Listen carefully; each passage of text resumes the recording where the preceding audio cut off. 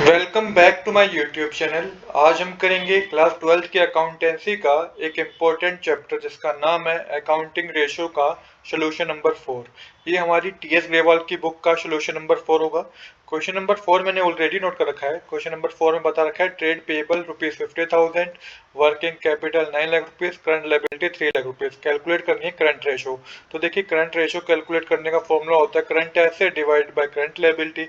अब यहाँ पे देखिएगा आपको वर्किंग कैपिटल गिवन है और आपको करंट लायबिलिटी गिवन है, तो आप करंट एसेट पता कर लेंगे क्योंकि फॉर्मूले में तो करंट एसेट होना जरूरी है क्योंकि फॉर्मूले में करंट एसेट है। तो यहाँ पे working capital is equal to current asset minus current liability formula use करेंगे आप।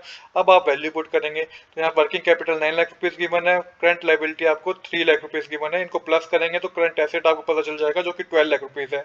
अब करंट रेशो का फॉर्मूला पता है आपको, current asset divide by current liability, तो 12 लाख डिवाइडेड बाय 3 लाख करेंगे तो ये आपका 4:1 आएगा। तो 4:1 is the correct answer. Thanks for watching.